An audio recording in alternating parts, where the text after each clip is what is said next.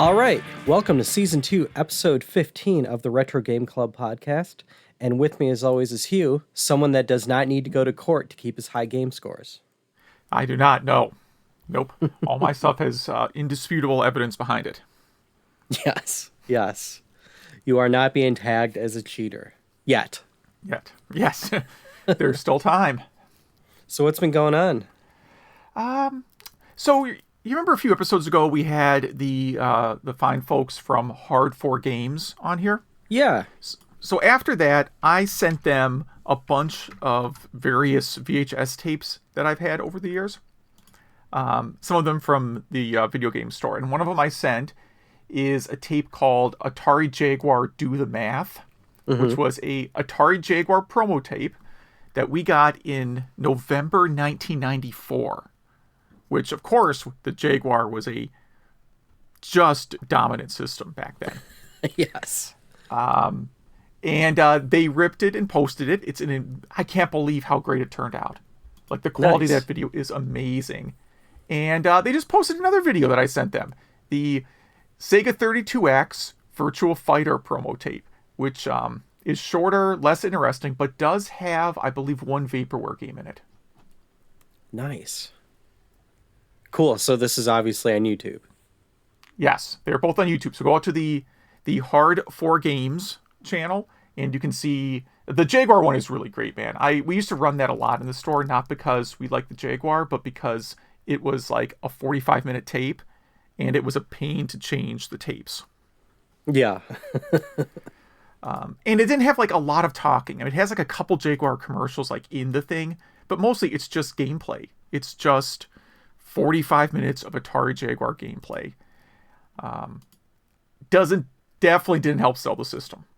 Because outside of one or two games, there is nothing on here that you'd ever want to play. I mean, they just didn't pick... It's not so much that they didn't pick good games, because there are some good games in here, but even the games that are good, they didn't do a good job representing them. And then stuff like Fight for Life, they spent a lot of time on Fight for Life, and that game is Have you ever played Fight for Life? No, I haven't.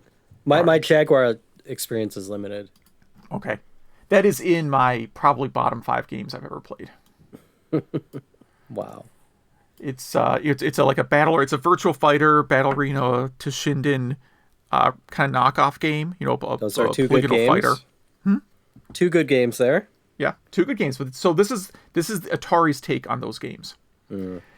And it's unbearably slow. Like, it's just painful to play. It's so slow.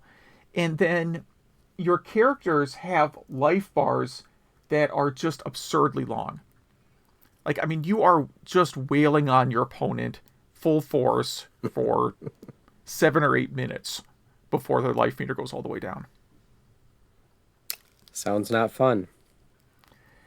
It is not. So yeah, I would definitely say give both of those a watch, especially the Jaguar one. Jaguar one's a nice ambient thing. If you're working from home right now, like a lot of people are, that's the kind of video that's actually really good to just have on in the background because it's not distracting. And then because I'm trying to see what games I can run, I've been messing around with Proton, you know, the Linux Windows compatibility thing for Steam. It's basically their fork of Wine. Yeah. And it's really weird because like I have both the newest version and an old version installed.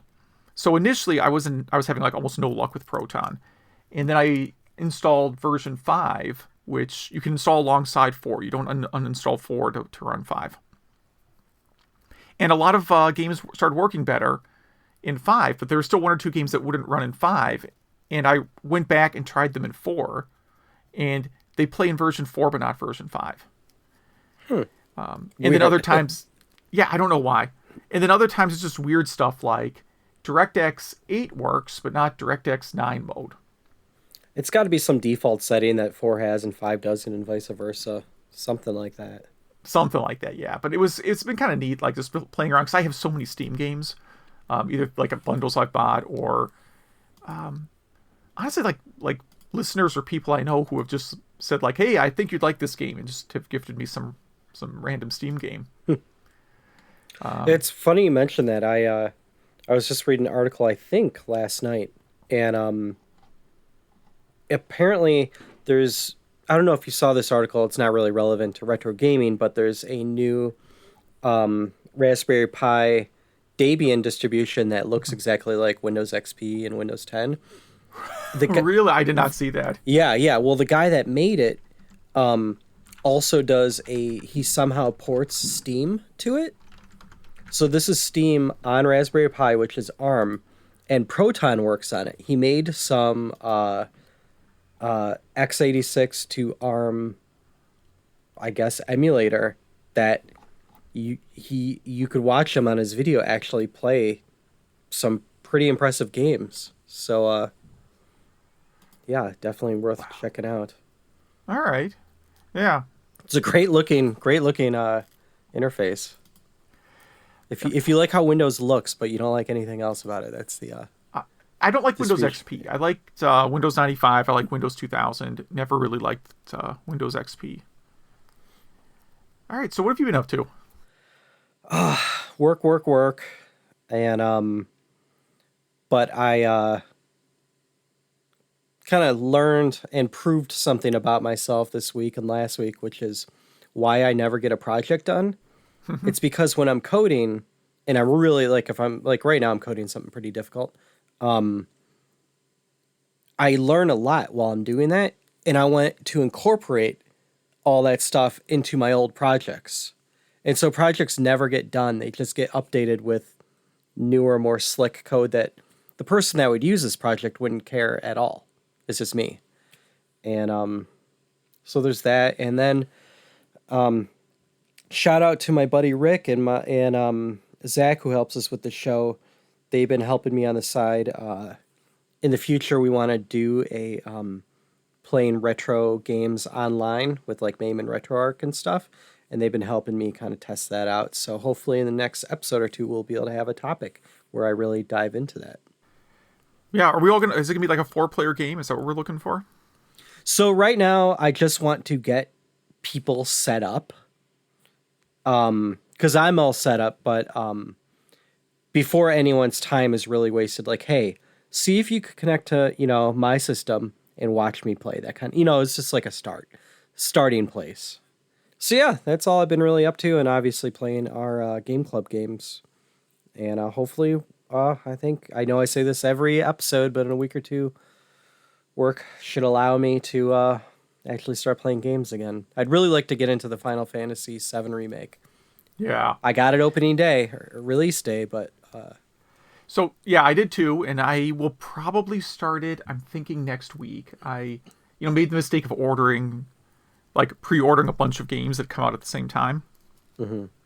So Persona 5 was the one that actually came in before the new Persona 5, the college years, whatever it's called. Mm-hmm. That one actually came in before Final Fantasy VII, so I started playing that first. And it feels like I'm at the end of the game. So I think I'll be done with that pretty soon. How many hours are you into it? 80, something like that. Yeah. Well, you figure... So my kids go to bed at 9, and my wife's been working on a book right now. She's got a big deadline coming up. So basically 9 to midnight every day since whenever the game was released. Which was a while ago now, yeah. Right, which is, if that was 30 days ago, right, that's 90 hours. Yeah, that makes sense, yeah. That's just the math there. And, so I've got a bunch of games queued up. Some of them retro, Final Fantasy VII Remake, and then in June, the Ys 4 remake comes out. Ooh, nice. Yeah. Is there a title for that one? Or is it just Yeah, that's the what is it? Memories of Celceta. So Ys 4 is one of the most confusing games to follow. Yes. So sorry, this is way off topic. We're going to get to news in a minute, folks. But this is retro gaming. It's retro gaming, sure. So back in the 90s, Falcom wanted to do Ys 4, but rather than write it themselves, they wrote the story and they wrote the soundtrack. That's the important part, because their soundtrack is, their sound team is famous in the game industry. Yeah. And they hired 2 different companies to make Ys 4. So one company made it for the Super Nintendo, and then Hudson Soft made it for PC Engine CD, right? Mm-hmm. So it was Tonkin House, I assume, that made the Super Nintendo version. That's just off the top of my head, because that's who made like their Ys 3 port. So they're kind of similar games, but they're not exactly the same. Hudson took a lot of liberties with the story, and added voice acting and cutscenes and all kinds of stuff. And that never got released in America. There was a remake of the Super Nintendo version for PlayStation 2 that was Japan only. And then they did like sort of a half remake, half sequel called Memories of Celceta, which was originally a PS Vita release, and then later got ported to Steam. And then... That's a good game. That's a good game, yeah. Yeah, so then 3 years ago, roughly, they did an upgrade of that. So they did like an HD upgrade remix game and released that on PS4. And because it's a Falcom game, you have to basically wait 2 to 3 years from the time they release a game to the time you get it in the US. Yeah, yeah. So that is now coming to the US in June. You can buy a physical copy. You can still, I know there's pre-orders for physical copy. It comes with a lot of like the same bonus items as the Vita version. So it's not just new HD skins, it's like remake. I think it's mostly just new graphics. Okay. I think mostly that's it. I don't know. I mean, when I play it, I will be able to tell you what's changed between it and the Vita version. Mm-hmm. Was it Vita or PSP? It was definitely Vita. Okay. Yeah. And I bought a Vita specifically to get that game. Oh, so it was Vita. Yeah. E7 was PSP, and it came out not too long. They weren't too far apart. That was a great game, too. That was also a great game. If that got an HD remake, I would definitely be pre-ordering that. Yeah. All right, so news. Billy Mitchell is suing Twin Galaxies. Everybody, I assume, has seen that already. Yeah, but it's finally going to court. And I guess he's trying to get rid of the cheater status, I guess. It's like, I don't know. This is on Ars Technica. He has a video with it, too. I don't know. I mean, what else can you say about this? Like, I really don't take sides on this, like, because I wasn't there, but... Yeah. I mean, I'm not going to... You know what? I'm going to stay out of this one, too, I think. I mean, I figured it would come to them suing each other, and, you know, Twin Galaxies has a history of having some questionable records and maybe trusting records from some people more than others. And at the same time, Billy Mitchell's had a lot of people witness him play very high score games. Yeah. So his argument is again that his argument essentially, as I understand, is that he's being defamed as a cheater because of this. And I guess Twin Galaxies could have said, well, we can't verify these tapes, therefore we're going to take down this particular record. Exactly. Like, Twin Galaxies went too far, and yeah, he's pretty much saying it was a big misunderstanding, but Twin Galaxies isn't budging. But yeah. So we just kind of started out with really the only negative news. We can move on from there, right? Yeah. I'm just not in the mood to offer up a lot of commentary on that. Exactly. So speaking of Japanese exclusive TurboGrafx CD games, or PC Engine CD for people who are particular about that kind of thing, Sailor Moon for PC Engine CD has a fan translation. Specifically a game called Pretty Soldier Sailor Moon. And this looks like it was an awful lot of work to translate. Yeah. So this is an RPG, a lot of text. You know, probably multi-year project. I didn't see how long they've been working on it. I'm not really familiar with Sailor Moon. For all the Japanese stuff I'm into, Sailor Moon never been something that appealed to me. But this RPG looks pretty cool. I gotta admit, looks like this might be a pretty fun game. Yeah. Yeah, it's described as an adventure style digital comic. So it's kind of intriguing. Yeah, maybe RPG isn't the best term for it. And I'm looking at I'm going against my own rule. I'm looking at the comment section here, and it's pretty tame. But I was hoping people would have some reviews of this game, and no one really does. They're just really impressed that this happened. Yeah. Yeah, the thing is the community here at romhacking.net, it's one of the few sites that I actually have like an active account on. And people there are generally pretty cool. I mean, it's the type of site where you're going to get a lot of newbie questions. And they don't rip on you for that. Yeah, and they're actually, I mean, I'm sure you can find threads where people get ripped on, right? But for the most part, people do not rip on you for newbie questions there. So it's I think, a pretty decent community. Again, you can go through the forums and find something horrible, no doubt. Yeah, but they do a lot of great work. Yeah, and there are a few people here I've messaged and talked to a few times. So, and if you want to download this, we'll have links to our show notes. But if you click on the relevant link on the site we were just at, it takes you to stargood.org, and there's a download there from GitHub. Mm-hmm. And to me, some of the biggest news of the week: Terraonion MODE, Dreamcast and Saturn ODE. So, as many of you know, Terraonion is a EverDrive type company, and they just released the MODE, which stands for Multi-Optical Disc Emulator. And what this is like a GDEMU.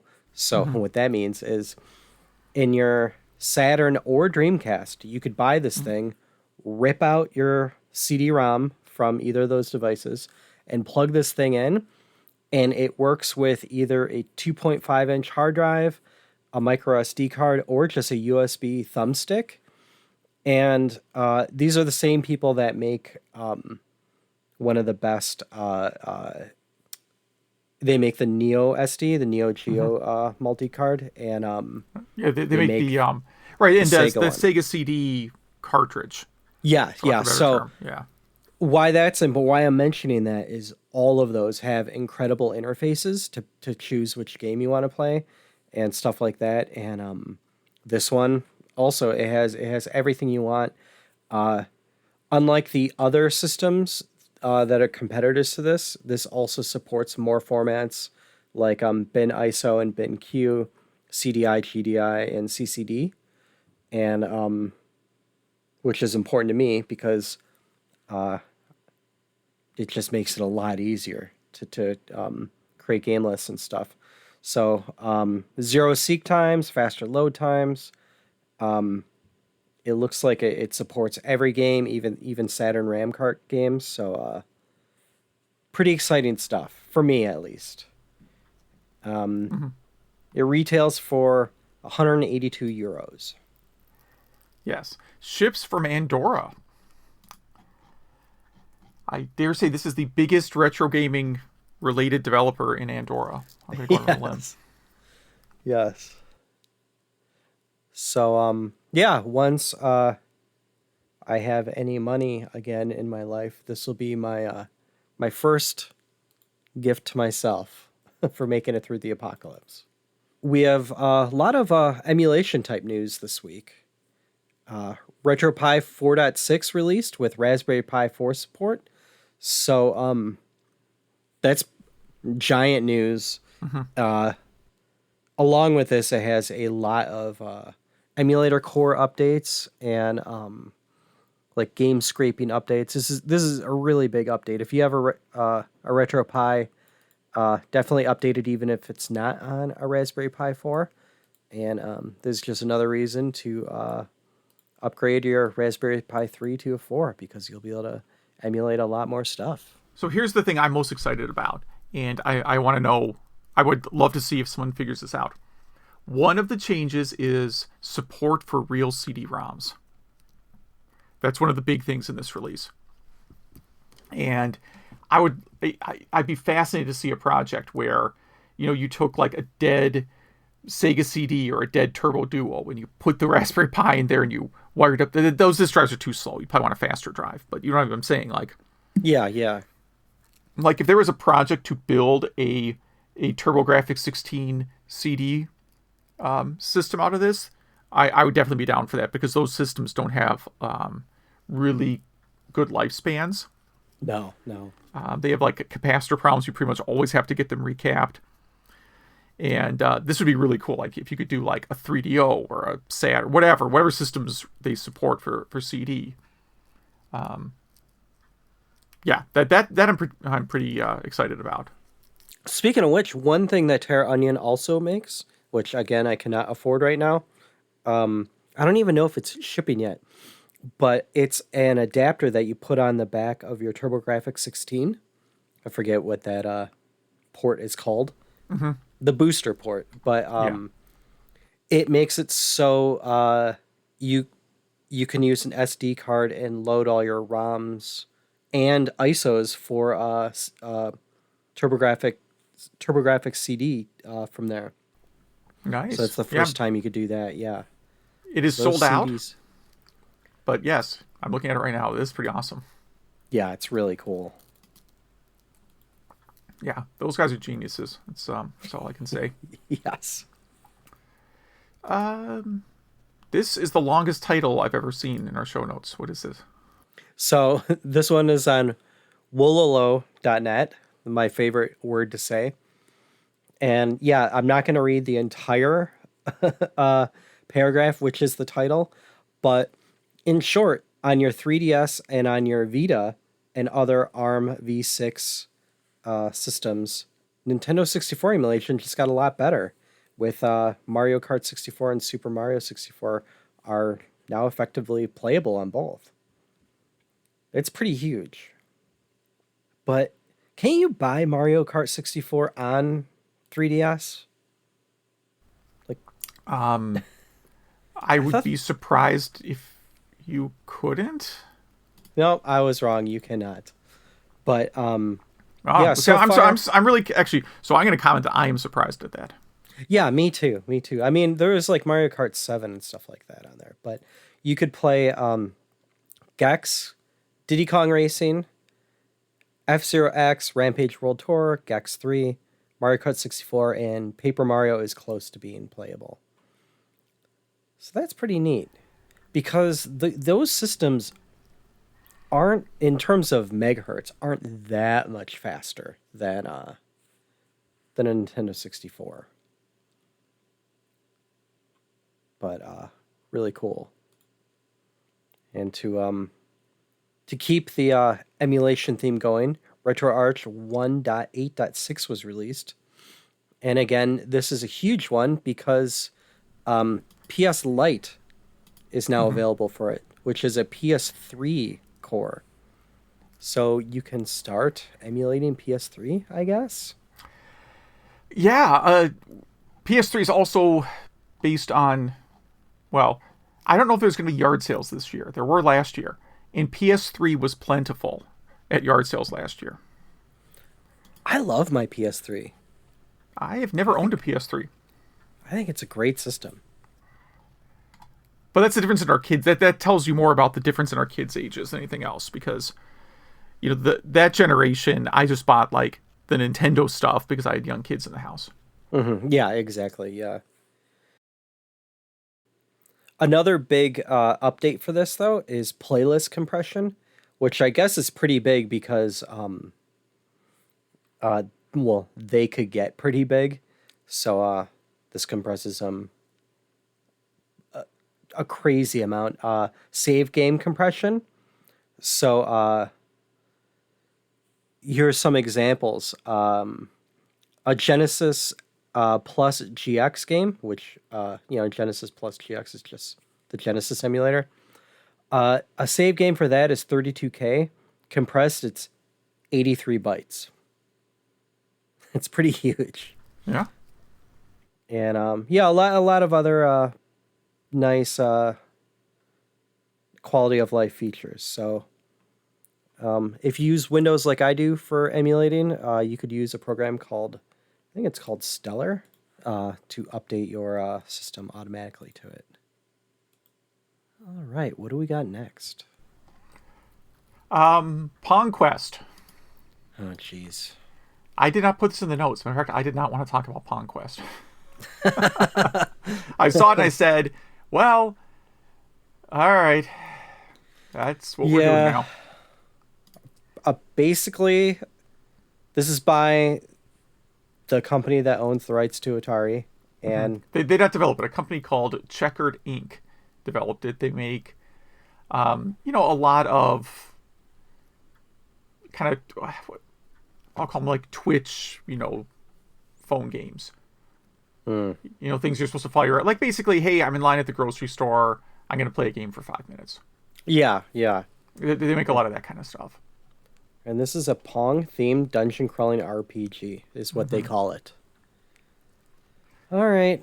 I guess if you need the origin story of the paddle, this is it. You get to design your paddle. Yeah. All right. Working Atari 2600 plushie. This is strange, yeah. I don't even know how to describe this other than it looks like a giant Atari stick made from pillows, I guess. This is a Kotaku article. This guy was just so bored at his house while being in lockdown that he created this, and it works. Not much more to say about that. It does. It's probably comfortable. The Atari joystick, you play that for a long time, and you get kind of sore. You ever get blisters, like Atari 2600 blisters? No, but I have from NES controllers. So I could see having that nice soft, yarn or whatever he used. Yeah. Would he be a had a slight lot of improvement. time on his hands. And this next one on techspot.com, I don't get this. I know I posted this, and I was just hoping maybe you understood it. It's these custom jelly keycaps are modeled after classic arcade games. So for our listeners, these are little square arcade game looking gel things that are painted. So they look like little arcade cabinets, but what do they mean by keycaps? You pop out your keyboard key and you put this in place, right? But why? It doesn't. It's not flat though. So how would you, I don't get it. I think I would like one of these to go over the insert button on my keyboard, because I need some way to avoid pressing it more. Like, that is honestly, I probably should pull the key out. Like, I don't know why there are still insert buttons on keyboards. Yeah, I would pay extra for a keyboard that did not include one.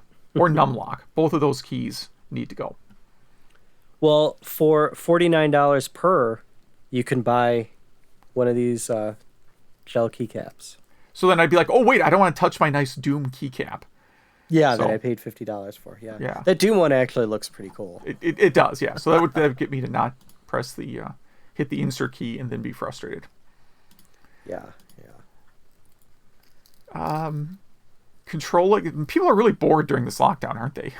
Yes. Controlling your air conditioner using a Game Boy. So, did he build this, or is this like he found it? It's kind of a hack. So, in the Game Boy Color, there's a IR transmitter that he noticed, and then he also realized that the Mission Impossible game included PDA functionality, which included software-based learning remote that could control TVs and other devices. And he modified it so it could control his thermostat, apparently. Well, yeah, look out, Google. Your Nest has some competition now. Yes.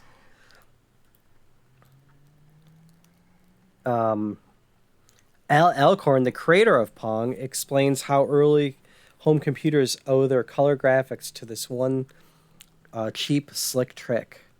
So this is an awesome article. It's really an interview with Alcorn that talks about how his conversations with Wozniak back, between Apple I and Apple II really guided Woz to put color graphics in the Apple II. This is a really great interview. I suggest anyone who likes video games at all or computers at all to read this. It's on spectrum.ieee.org. And yeah, from what my understanding is that, obviously CRTs are analog, and that I thought it was Wozniak that discovered this, but it was actually, I guess, Alcorn. That all you had to do was make a digital chip that simulated that analog signal. It didn't matter if it was square or not, and it would create the colors that you programmed it to. So, pretty cool hack and pretty cool history. So Al Alcorn is definitely someone who's very open to the retro gaming community. I know he's been on other podcasts. Seems to be always happy to give interviews or, historical information. Just a great person to have around still. Yeah, seems like a really nice guy. And yeah. Let's see. Where did we leave off? Ranking the House of the Dead arcade games from worst to... I've never played a House of the Dead arcade game. Oh, you haven't? No. They're pretty fun. I've only played them at Dave & Buster's. They have one for Dreamcast as well. At least one. There might be two. And I have the Dreamcast light gun, but I've never played it. I would say this list is pretty accurate. Goes 4, Scarlet Dawn, 3, the first one, and then the best would be House of Dead 2. I'd say that's accurate. So you've seen House of Dead, right? I know what House of Dead is. Okay. Not a big arcade gun guy, really. I like Crossbow. That is a good one. That's about as much as I like, yeah. I don't play those like Deer Hunter games, but I'll shoot a zombie.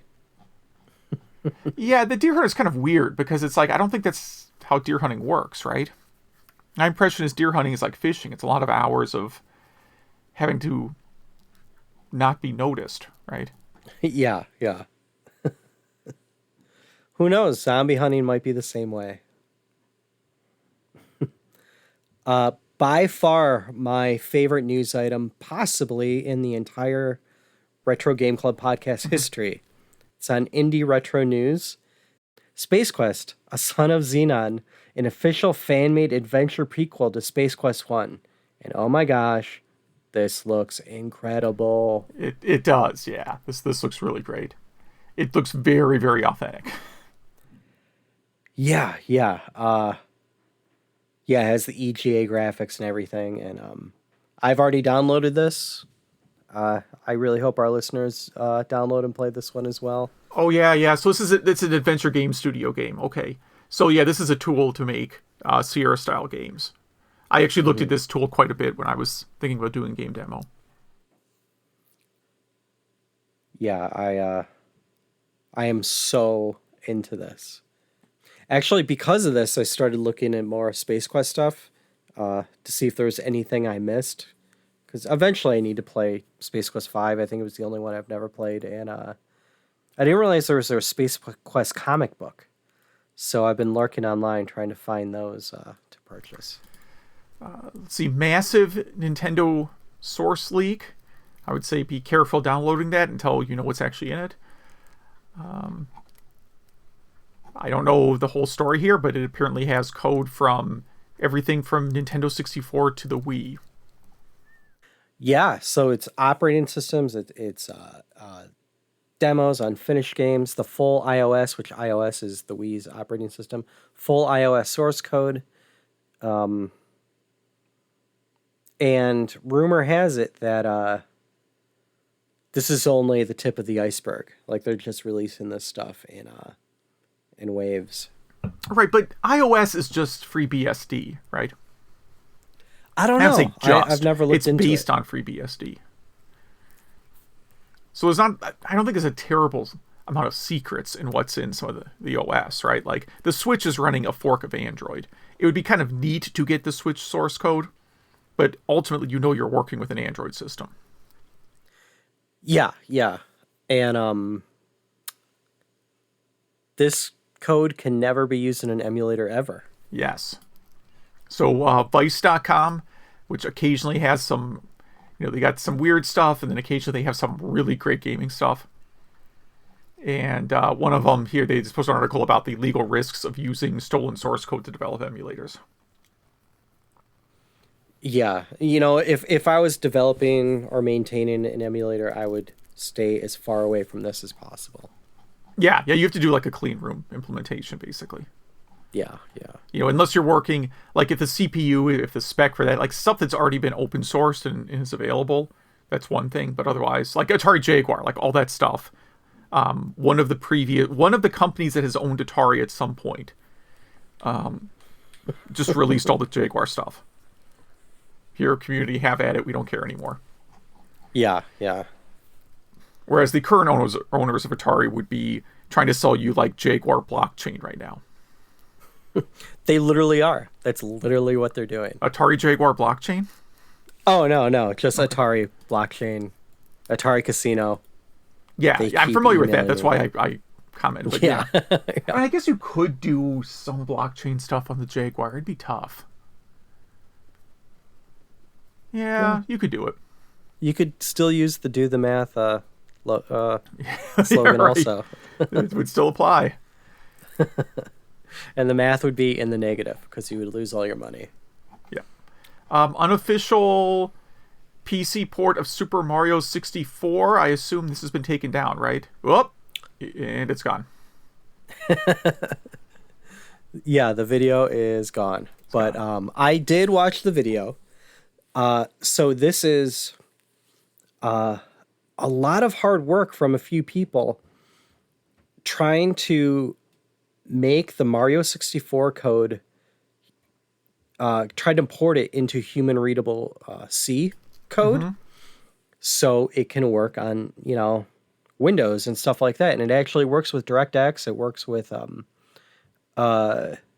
widescreen, any modern item you could think of. This is pretty much working with it now. And this isn't emulation. They actually ported it to PC. And pretty incredible. Yeah. It was neat for a few minutes. Yeah, while it lasted. Yeah, I would say in general, we talk about this all the time. Do some project that doesn't infringe on Nintendo IP, because Nintendo will take it down every time. Yeah, SEGA will give you a job. Infringe on them all day. They'll release it and give you money or a job. So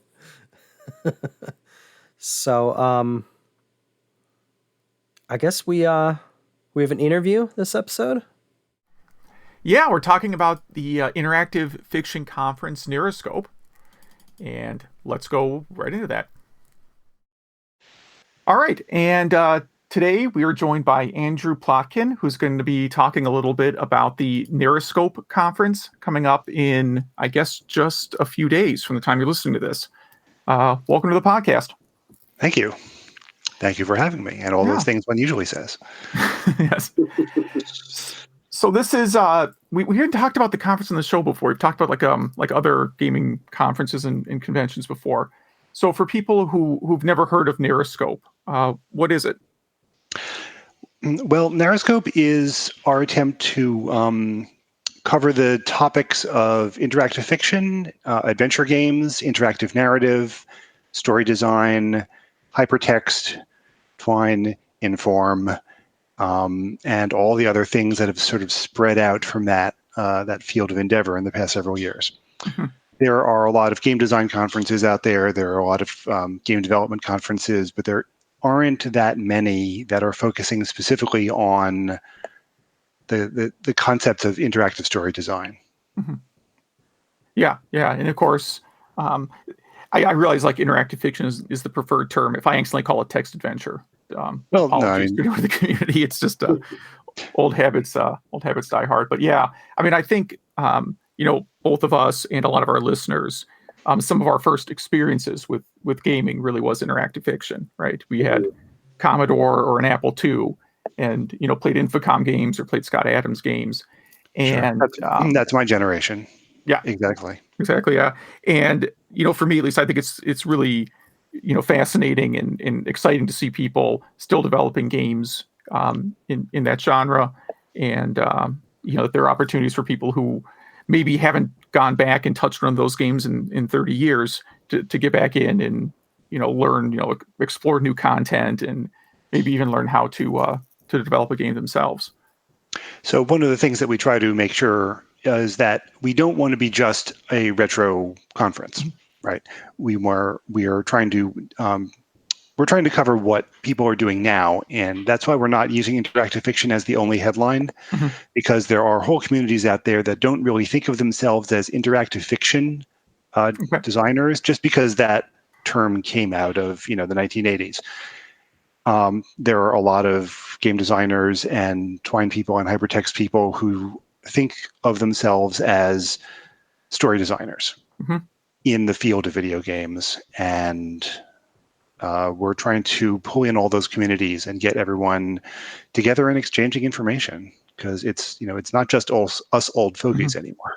Oh yeah, yeah, absolutely. It's a really great medium to communicate a story. I imagine I've made attempts to use Inform, as our listeners have heard about before, and I think you have to start as a storyteller more than as a gamer or programmer to be really to really make a good piece.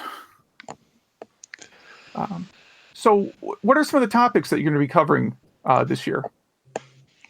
Oh, let's see. This year we've got some workshops on Inform and Twine and other IF tools. We have discussions of protagonists of color, protagonists of other races, and how that reflects on topics in the real world and topics that the author is concerned with. We've got some stuff on relating improvisation to interactive story design. I'm just looking through my own schedule here. Upcoming games on detective style interactive fiction, horror adventure games, interactive story design in education, and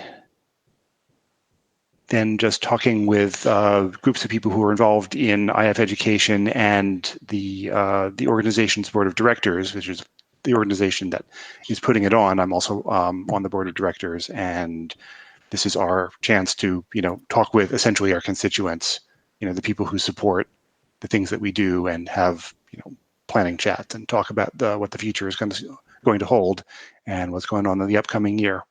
Yeah. I also see that there's a game jam as part of the event. Yes. Yes. Of which I can tell you almost nothing, because I'm not planning that. Oh, sorry. I was just kind of going through. Watch the website for future updates, and so will I. Yes.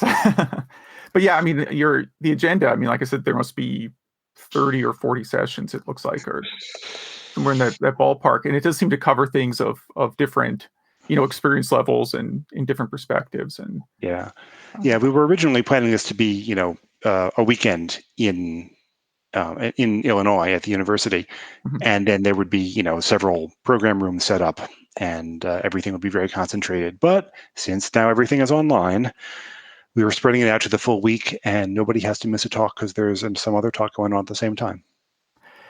Yeah, that's kind of how I started looking at this, because I'm in the Chicago area.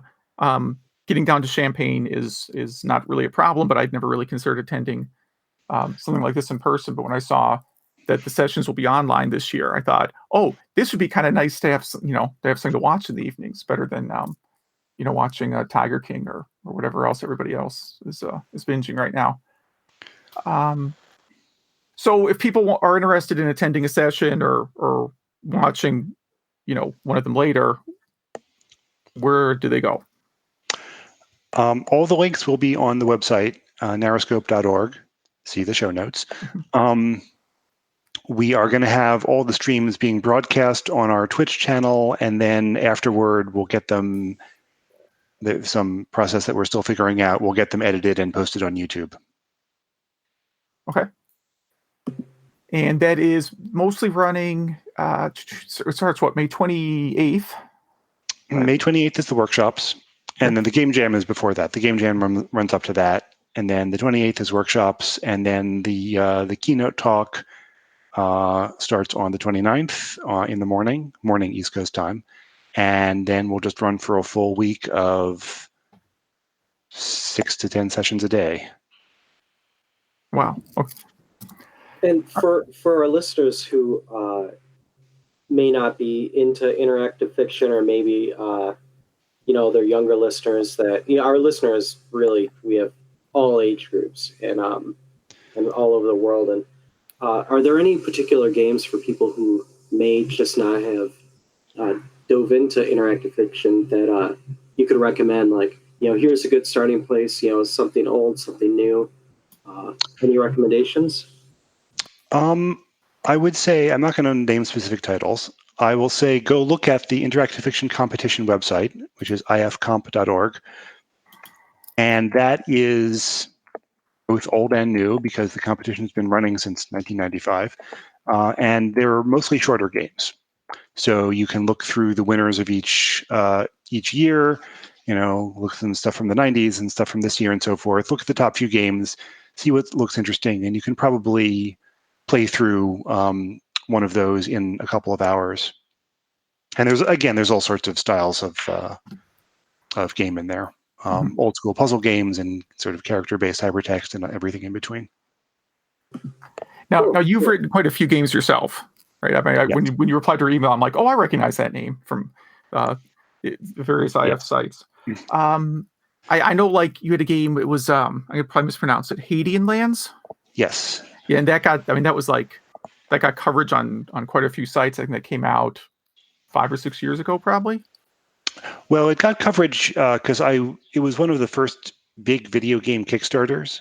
Not one of the enormous video game Kickstarters, but I did a Kickstarter for it in 2010, which was early in the Kickstarter era, and it was one of the first ones where people looked at it and said, hey, this is a game which is doing really well on this platform. And then it took me 4 years to finish the damn thing. But so it came out in 2014. And yes, that was a large-scale, extremely puzzly parser game, which people seem to like, which is nice. It's on Steam and itch and the iOS store. So just to get off topic for a second here, I mean, how did you get in? Like, what was it about producing interactive fiction that appealed to you, and how did you get started? Oh, how did I get started? It was my father, so the way I got started was take your kid to work day at the company my father worked for, and this was probably 1978. Wow. And he hauled me in and dropped me down in front of a mainframe terminal and said, hey, look, this game, you type things, and the game types back. And that was the original Colossal Caves Adventure. I was, 8 years old. It was the coolest thing I had ever seen in my life. And when we got around to getting an Apple II a few years later, we got Zork and started buying all the Infocom games and playing through them, as you said. But of course, the neat thing about a game like this is you can write a cheesy one just pretty much off the top of your head in anything. And the Infocom games were high quality polished efforts, which were taking over the tops of the game charts. But you could sit at home and write a little thing in BASIC and pretty much get the idea across. And there were lots and lots of us young people making these little games and thinking, wow, this is the best thing ever. And later I started using more polished tools and, paying attention to bugs and quality of the game. But as for getting into it, I just wrote some silly things. Yeah, I definitely, in roughly the same time frame, wrote some games in Apple II Basic that were, for lack of a better term, choose your own adventures. I realize it's a copyright term, but they were definitely horrible. And if the discs I saved them on still worked, I would put them out there just to reminisce, I guess. But yeah, if people want to check, if they can out on like ifwiki.org or that's probably the best site to go to. They can look up your work. I mean, you must have 40 games published. That's too many.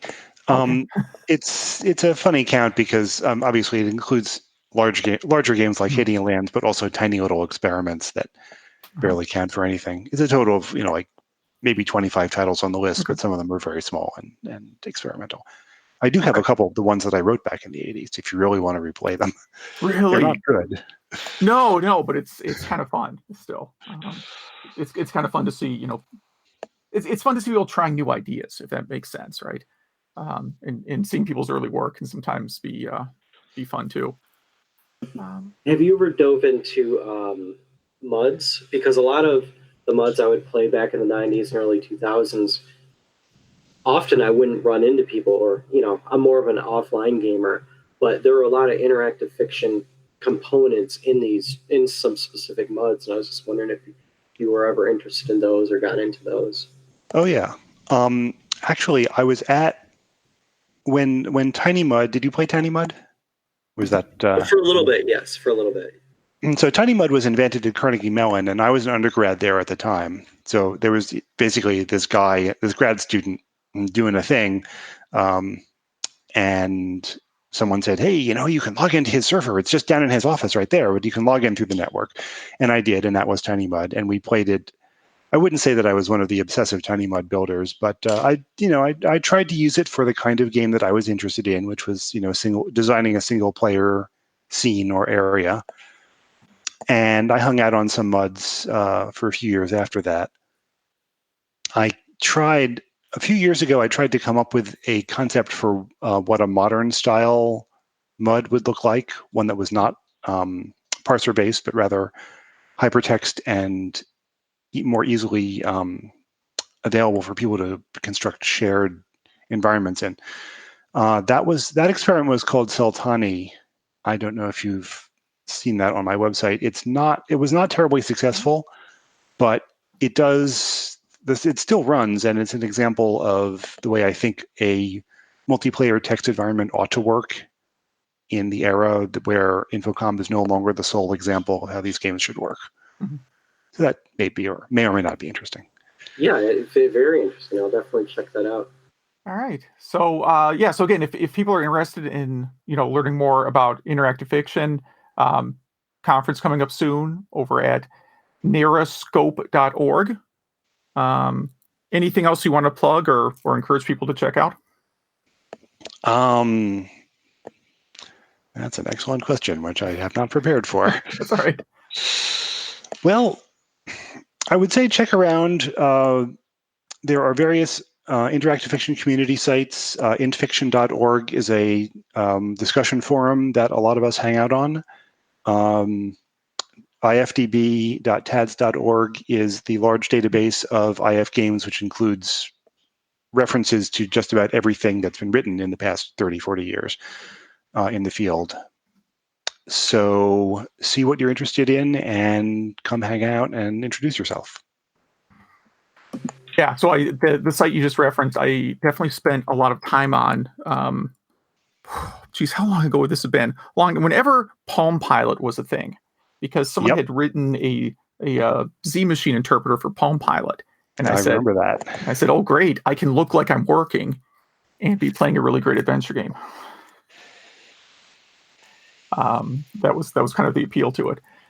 Also, because I was computing by train a lot, and it just seemed like kind of a cool, okay, I can actually do something that is like reading, like actually mentally stimulating more than playing. Well, I guess Tetris is mentally stimulating, but you know what I'm saying, like actual, I could actually have like a little story and so on the Palm. It was a very, very nice machine, and there was lots of stuff you could download there. All right. So again, NarraScope.org. Anything else you want to add?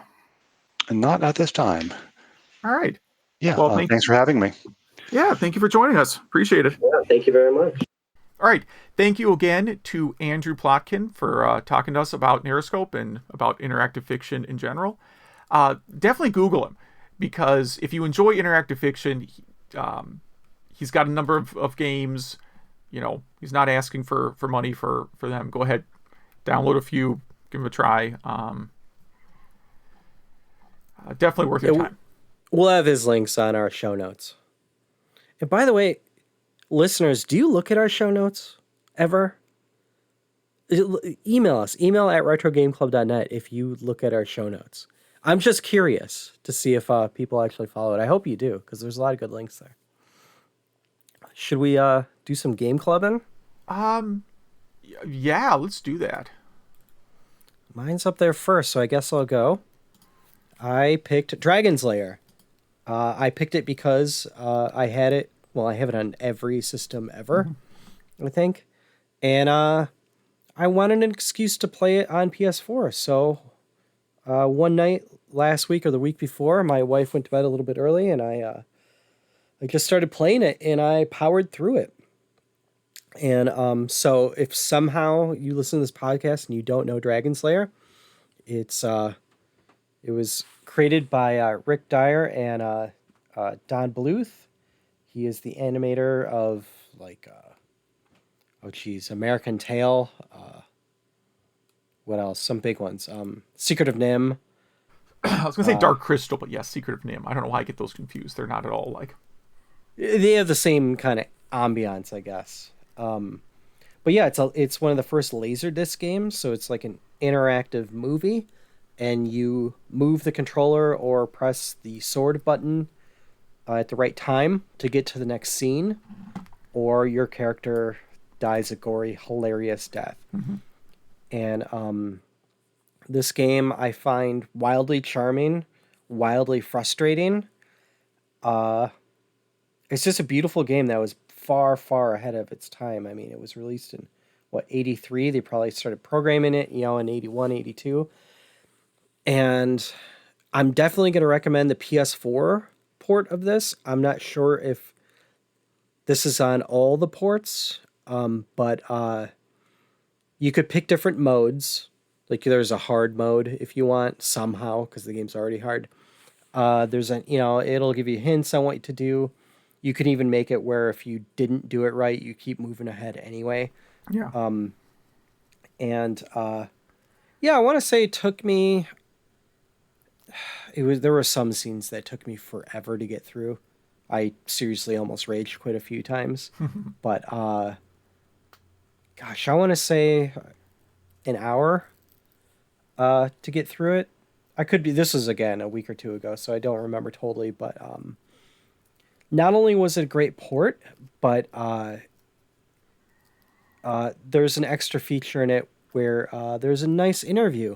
It must be from the early 2000s because they still had CRTs, and he was talking about DVDs. I don't know if you know or listeners know, but there's a DVD version of this game where you play with your remote. Yeah, I knew about that. Yeah, and back then DVDs did not have strong processors, so it was not very playable. But the port list is hilarious. Laserdisc, arcade, PlayStation, NES, SNES, Sega CD, Game Boy Color, CDI, Xbox, GameCube, DSi, PC, Amiga, Switch, and TI-99. Mm-hmm. That's crazy. And I guess the NES and a few other ports aren't ports. They're actually side-scrolling platformers, which I have not played. Right. So the NES and Super Nintendo versions are for sure side-scrolling games. They're not... they're just Dragon's Lair name only. The GameCube Xbox one is like a reimagining of the game. It's not bad. I have the GameCube one. I don't think I ever finished it. I think there was like some level I got stuck on. I mean, I just kind of... So what do you mean by reimagining? What was that? What do you mean by reimagining? It's called Dragon's Lair 3D, but like the levels in the game are all kind of based off the arcade. It's not like they created an entirely new IP just called Dragon's Lair. It's like they took the enemies and the rooms from Dragon's Lair and re-rendered them as like a 3D platformer. Oh, I want to see that. That sounds neat. Maybe I'll YouTube that. It is neat, but there was like one room where I remember how far I got in, a couple hours in, and I just could not figure out how to get past this one room. So I have to maybe just fire it up again and try. This is back when like my kids were young and I didn't have a lot of time to really sit and like grind through you know, and try everything you can possibly do in a game. Yeah. I do want to say that I do know the Sega CD port is fantastic. That is one I own. I want to say, and I think I heard this in an interview, maybe on the Retro Hour or something, that there's like a floppy disk version of this somehow. There is. There's one on Amiga. I played the Amiga one, so I played this on more systems than I can name off the top of my head. So that's on. I played the Amiga version of it, and it's a very good port. It's like only on like floppy. 5 discs, but yeah, you have to basically you know what stages are coming based on what disc you're playing. But how do they fit all that content onto flop? Like, does it look good? Yeah, it looks good. There was an article I saw some time ago about how they compressed the images and got it to look good on PC. It's a really interesting read. Yeah, I thought it was a good port. I'll definitely have to look at that. That's something I'd like to try to play. But I should mention that, yeah, you play Dirk and you're saving Princess Daphne, who, it's funny, in the interview, they talk about how they had to buy a bunch of Playboy magazines to model her after. And it was just a wild time for them. And yeah, and I think it was an episode or two ago that we reported that Ryan Reynolds is going to play Dirk in a Netflix Dragon's Lair. So I think that's how I got thinking about this game again. But yeah, you have anything else to say about it? Yeah, so I mean, I've played Dragon's Lair a ton. I remember when that came out in the arcades, because this was a time where we were my family was living kind of middle of nowhere, Pennsylvania, and on the weekends we'd basically go to the nearest shopping mall, which really wasn't that near, and my mom would essentially just ditch me at the arcade with a few bucks and quarters, so then she could go do whatever stuff moms do in malls, right? And the arcade, like I remember when Dragon's Lair first appeared there, and there was a line, must have been 9 people deep to play it. But you could watch. I didn't. It costs like 2 or 3. It might have cost 3 quarters to play, which in 1983 is like that's a lot of quarters. Yeah. But they could get away with it because like the line was really long. I mean, there were just people that wanted to play it. And I just remember even the cabinet itself looked beautiful. It's not just the graphic, but like the whole aesthetics of the cabinet and everything were great. And it was a long time before I got a home version. But I've bought darn near every home version that's been made. I mean, I've got the Sega CD version, I've got the 3DO version, this collection on Wii. I mentioned Amiga when I had an Amiga, PC, whatever, all of them. CDI. I don't have it on CDI yet, but I do have a. That seems like that would be good. So, I've seen the CDI version. It doesn't look much better than the Sega CD version, really. The 3DO version looks great, but is harder. So, you mentioned this thing about like adjustable difficulty. I think what that is like how many frames you have to enter a command. Yeah. So, like the Sega CD version is pretty generous about the time you have to enter a command. And the 3DO version is extremely ungenerous. I mean, I really like the 3DO version. You will die a lot more than you will the Sega CD version. The 3DO version does look better, of course, but it's just so much harder to play. And then the one you mentioned, like I've got it here on Wii. It's a trilogy. It also includes Dragon's Lair 2 and Space Ace. And that has like, it'll basically show you on the screen. It has like an overlay of what button you're supposed to press if you want to play it on like really easy mode. Is that on the PS4 one also? Yeah, and that's how I played it because I just wanted to end screen it. I should say the ending isn't very long. yeah, but that's because they want the next player to roll in and start playing. Right? It's an arcade game, right? So if you think about it. Yeah. If you think about it, they want to get the next player on as fast as they can. Yeah. I should say that there was a short-lived TV cartoon for this in the 80s, and also a comic book, which, again, I've been scouring the internet for. If anyone has them for sale, I would like to pick them up. So, quick side story. So I mentioned Dragon's Lair 3D. I have a set of like Dragon's Lair 3D figures. So they did a set of figures that are, they're just the figures from the arcade game. Like you wouldn't have, you could just think they're figures from the original game, right? Mm-hmm. But they're branded Dragon's Lair 3D. And I found them in like the weirdest place. So I was at, up in your area, do they have a store chain called Hobo? I don't think so. That might be an Illinois only thing. They're out of business now, unfortunately. But it's a discount like Home Depot. It's essentially like, you know, the Walmart of Home Depots. Well, I don't know if that's a good analogy. It's like the Dollar General equivalent. Well, yes, it's the Dollar General Home Depot. Okay. So it's cheap stuff, and if you need like area rugs or, you know, you need some tiles, but you don't particularly care what kind you get, it was a great store for that. And they had a section that was just like, here's some miscellaneous overstock stuff, right? So it'd be anything. And I went through there, and yeah, they had this whole like set of Dragon's Lair figures, tons of them.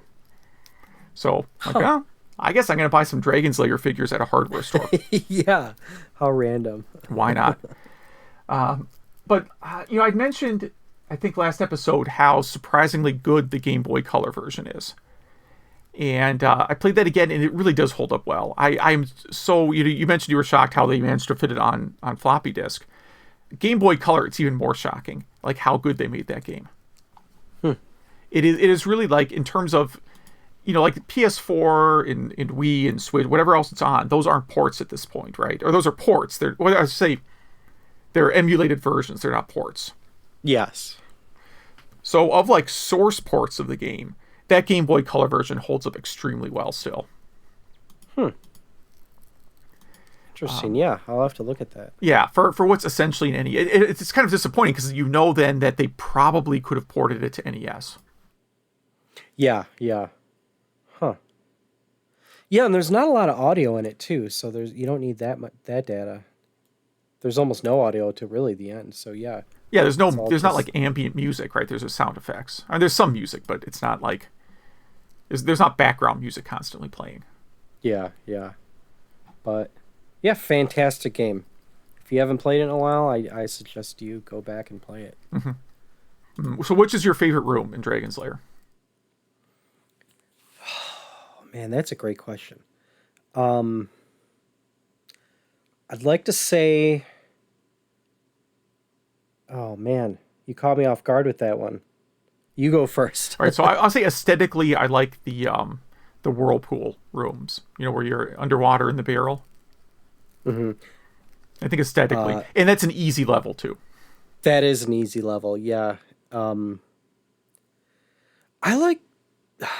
really like the last scene with the dragon, because it's a long sequence that's not too hard, but it has real human interaction with Daphne and kind of with the dragon too. Mm-hmm. So yeah, I'll go with the dragon sequence. Yeah, yes. I was just thinking about how so often I would go to the arcade and I would barely get to the second scene. Oh, yeah. That's what's great about the home version. You're not paying 75 cents to play it. Yeah. Let's jump to yours. Yeah, I went with something simple that I played a little bit here. Astrosmash. So this is a early in television game, which, you know, maybe because of the name, people confuse with Asteroids. It's really nothing at all like Asteroids. It's more of a Space Invaders game, except, you know, the aliens, there's not a pattern of aliens. It's really truly random objects falling on your planet. So I guess you're protecting your planet from asteroid collisions, and also then like full on like bombs, I guess, for lack of a better term. Yeah, what's the thing that like seeks you out and almost kills you every single time? The seeker, unless you use the teleport. So you only have like 3 buttons in this game. You have controller, you have fire, you have rapid fire, which just turns, you know, auto fire on, and then warp. And the warp you have to use when I think they call it the guided missile, is what it's called. So that's, you know, whoever is raining you know, meteors on your planet, I guess that's what they're trying to finish you off with. And usually you have to do the warp. So you do have a warp button where you hop to like some other part of the screen. And of course, the risk with using warp is you might warp directly under an asteroid, which seems like you do all the time. My luck is that I always end up under an asteroid when I use that. But it's okay because it's very, very generous with extra lives. You can play. You can play for a pretty long time. I mean, you can get easily double-digit extra lives at first. And as you score points, the difficulty increases. So after certain point thresholds, the color of the screen changes, which at the time was kind of like, whoa, that is so awesome. Yeah. That was just, for me at that age, that was like as mind-blowing as seeing Dragon's Lair the first time. It really was. Because games just didn't do that kind of stuff back then. And and the other thing is, like, you lose points when stuff hits the ground.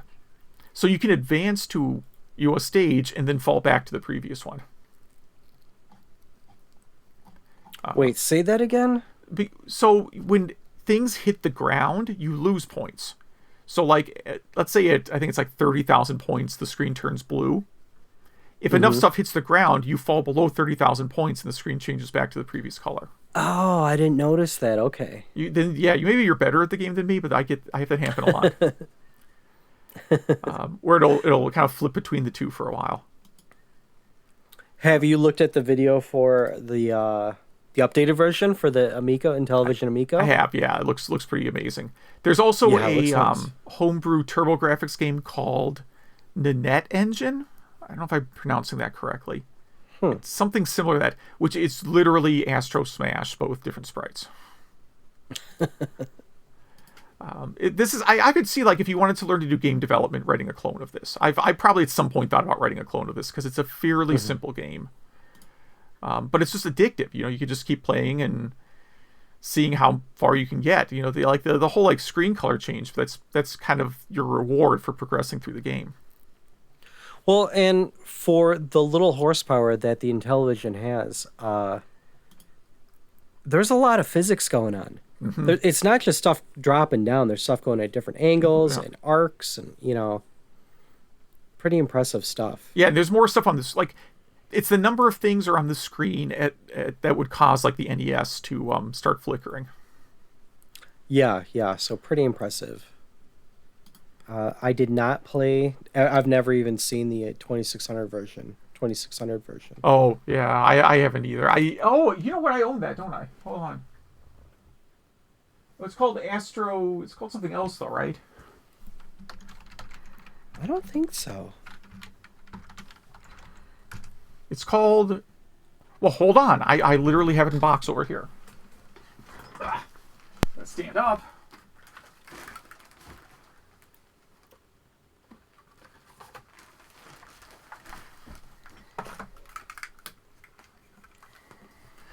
All right, so I know we don't have cameras rolling. So I guess, where is my window, though? Here it is. So I guess only Rob is going to see this. It is Astro Blast. And it is the exact same game.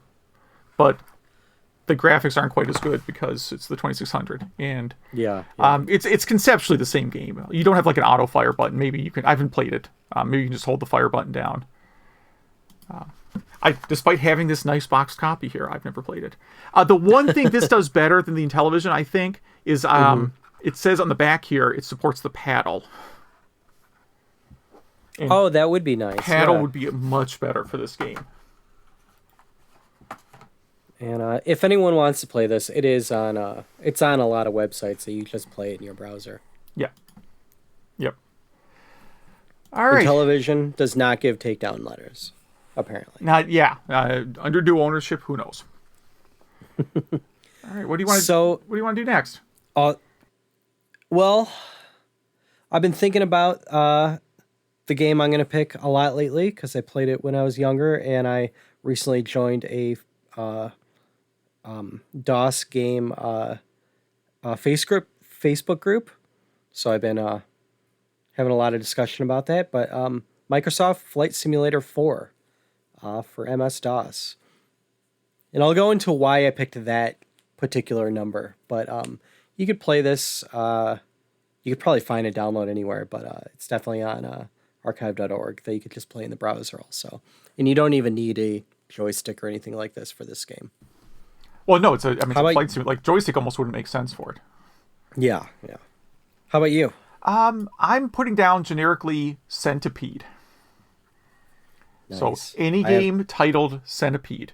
I have a version of mine that I'm going to play, but there are versions for many different systems, and like Dragon's Lair, some of them are maybe different than the arcade game. But I'm not going to say which one I'm going to play, and if you want to play Centipede, pick any game called Centipede and play it. I love it. Well, if our listeners play these games or any games that are retro, or have any cool retro projects or conventions like we talked about in our topic today, please email us at email@retrogameclub.net. That's email@retrogameclub.net. Or hit us up on Facebook at facebook.retrogameclub.net. Or go on our Twitter at RGC Podcast. And Zach takes care of all those, so thank you, Zach. And this is not only Rob can see this, but this is one of the versions of Centipede where it's a game called Centipede that is not like the arcade game. But I don't think I'm going to play this one. For Dreamcast. For Dreamcast, yep. I did not know that existed. Yeah. I think there might be a PS1 version. Is that a good game? Same game. You know what? It's here on my shelf. I don't know if I played it. It might be one of the It might be one of the few Dreamcast games that doesn't support VGA, in which case I've never played it. Wait, yeah, the back of the box says VGA Kart, so I'll go ahead and try it. Nice. Yeah, I do want a few because I've had the Dreamcast hooked up to VGA for a long time, so there's a small number of Dreamcast games I've acquired that I just haven't played because they don't work with the VGA. I did hear people. there's a way to patch them now, where if you somehow dump it, and if you somehow can get a GD ROM drive, you could patch it now. Yeah. So I think that works for most games. There might be one or two that actually have like some code to actually prevent you from doing that. So this was a topic I saw. So going back to romhacking.net, I don't remember the exact game, but it was a 32X game. It might have been Zaxxon's Mother Base, where they were complaining that it contained code like Sega Genesis cartridges. You can change the ROM header and play that on any system. So there is like a header on all Genesis carts that say, this is the region this game is for. But if you hack that header, you can play it on any system, right?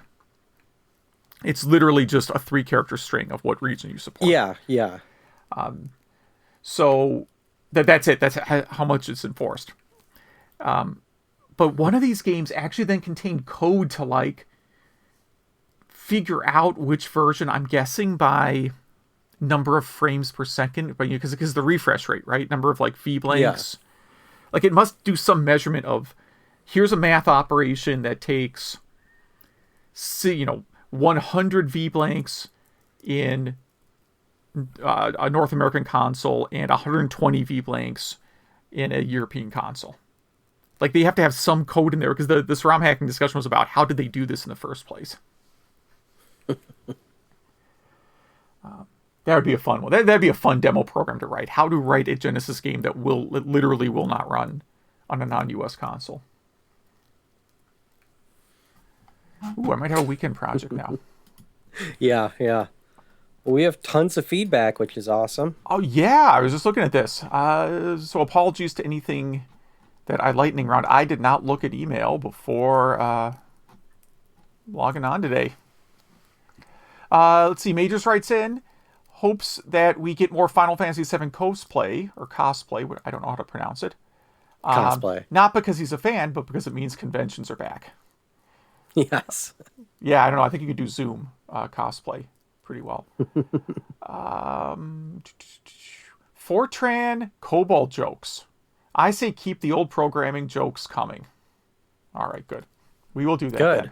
Then. Yes. The Nico Rosso interview about Mortal Kombat. Really enjoyed that, and enjoyed this guy's perspective on the movies, coming from like a completely different angle than you normally would have.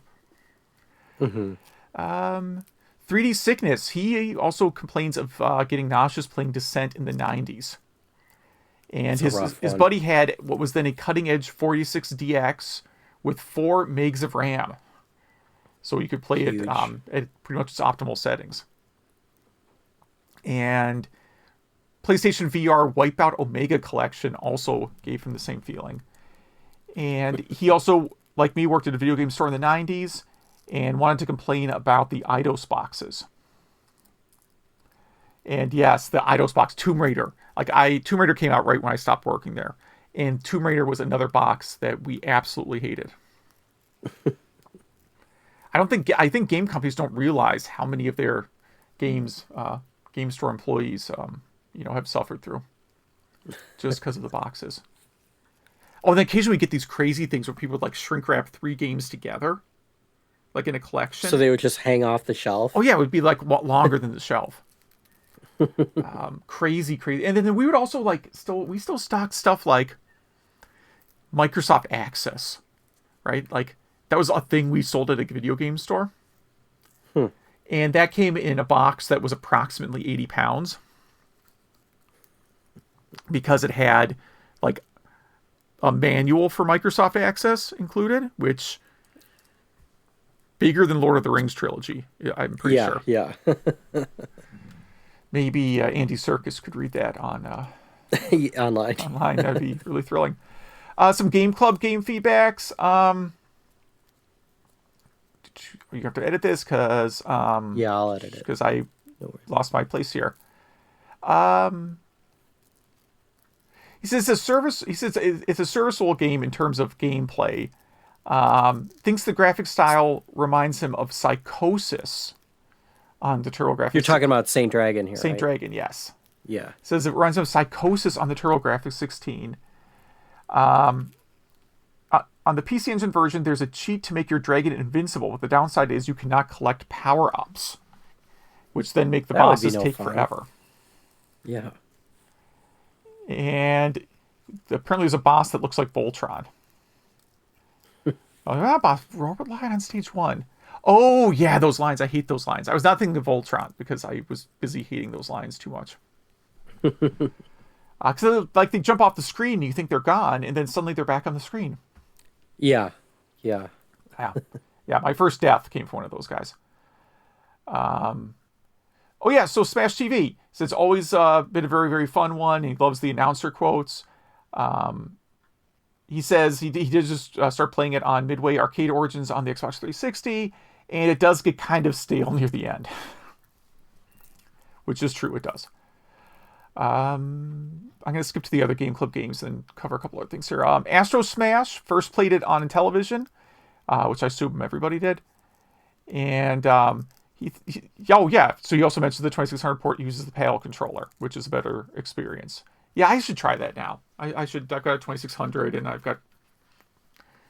I think my PAL controllers have found a way to reproduce because I seem to have more every time I look at my controller bin. Dragon Slayer really enjoyed, the look and feel, the look of the games, but does not like the memorization gameplay. Where you basically just have to memorize each level to get through. He said when it was new, he was at the arcade and a tech had to come in to repair it. And when he was fixing the machine, he then played the entire Laserdisc straight through, I guess, to test the Laserdisc player itself.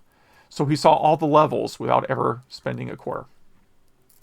Yeah, and from what my understanding is, and I could be wrong on this, I'm sure a listener will correct me if I am, that the Laserdisc actually isn't in order. I forget exactly what it was. I could be wrong, but just because of the way the laser is or something to make it last longer, I forget. Yeah. I'll probably edit that out. Well, I have a Space Ace Laserdisc, right? Oh, that's right. Yeah, you found it at like a Walden At Half Price Books. Yeah, I was waiting in line, and probably in line behind Billy Corgan. It was the one that he goes to, and there's just a bin of Laserdiscs, and I'm like, I love the artwork on Laserdiscs, right? So I'm just flipping through there, just looking at the artwork while I'm waiting for the line to move. And there's one with no cover. It's just a white envelope. I'm like, I wonder what this is. And I pull it out, and says Space Ace Laserdisc. I'm like, well, no way, I'm not buying this. Yeah. Do you have a Laserdisc player? No, I would. Here's the deal. Like, if I had more room, I mean, this is sort of, I have sort of I think we all have a list of like, here are crazy things I would do if I had just a little bit more money and a little bit more space, right? Mm-hmm. So in my case, it's more a little bit space. If I had like a bigger room to have like, a TV and entertainment center in, I have a TV and something that passes as an entertainment center, but I don't have like a big like home theater kind of room. You know what I'm saying? Mm-hmm. If I did, I would definitely 100% get heavily into Laserdiscs. Because there's just so many great movies on Laserdisc, and a lot of them are things that have never been re-released on DVD or aren't streaming, and most importantly, they're things that haven't been messed with since the Laserdisc release. Star Wars. Like Star Wars. Star Wars, I believe, still has the Han shooting first bit, but it doesn't have any of the other, McClunky kind of stuff thrown in there. Yeah, special edition stuff. We did. I think there was a ploy, by the way. I really think Disney wanted to get people to watch Star Wars. Like, that's why they added that scene back in. That's what I think. That Greedo scene that was on with Disney Plus. Yeah, I think that's valid. I believe so. It's my conspiracy theory. There were a couple other Major sent a couple other things that are kind of interesting. He says I need to get better at Panzer Dragoon, which is true. PC. He said he had a chance to mess with a PC Engine Mini that a friend received, and he says it is great. Apparently, there are some virtual sound effects when you change the card or spin up a disc. When you select a Hue card to play, there's an animation of it going into the system, which is kind of neat. That is neat.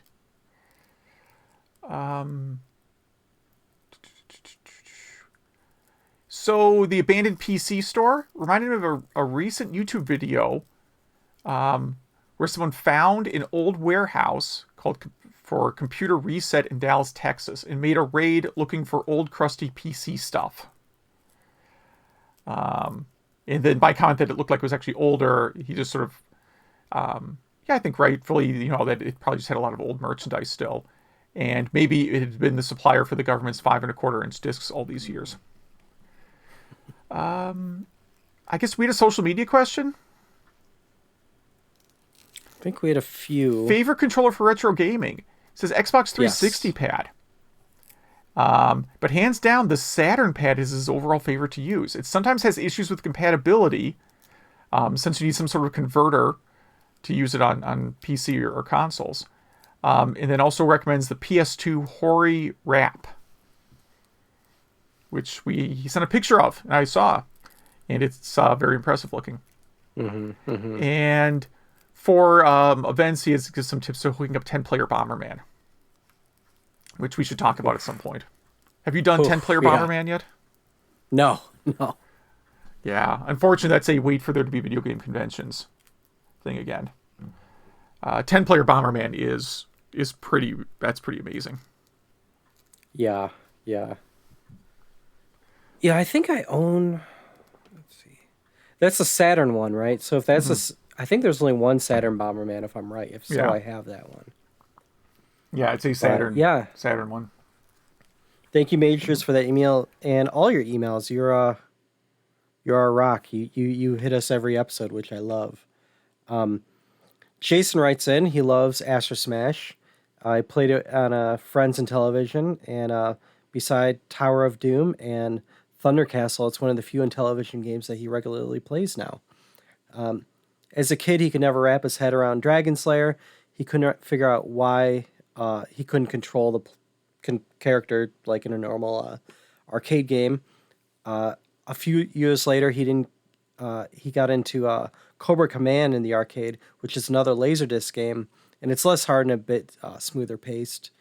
As an adult, he revisited Dragon Slayer on the Wii, I found the animation mesmerizing and could not play well at all. But his daughter loved watching the animation loop mode, which is pretty cool. Yep, and she's 12 now, and they're definitely going to watch the movie. Jason, thank you for that email. And I'll take this next one, too. Joe T writes in, hey, Joe. Just talking about the games of the week. He's talking about Dragon Slayer and best played in the arcade cabinet, where they see the illusion of it actually being an interactive game and not just or the illusion of it being an actual game and not just a movie you're watching on a TV. And we brought up this DVD port of it also. He had it and it was pretty much unplayable. And but you could put it into your computer's DVD drive and use the Daphne emulator, which is just the emulator for these types of games. And you could legally download the game and play it. So that's pretty neat. And I wanted to mention that, sometime soon we're going to have a Daphne episode. Me and you should really dive into that emulator.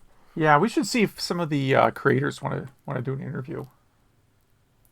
That would be nice. Yeah, I don't know how like open they are to doing interviews. I know I've seen comments, that they post on the site before. They're in a tough spot because they wrote this cool emulator, and then I think a lot of people have stolen it for commercial releases without them getting paid.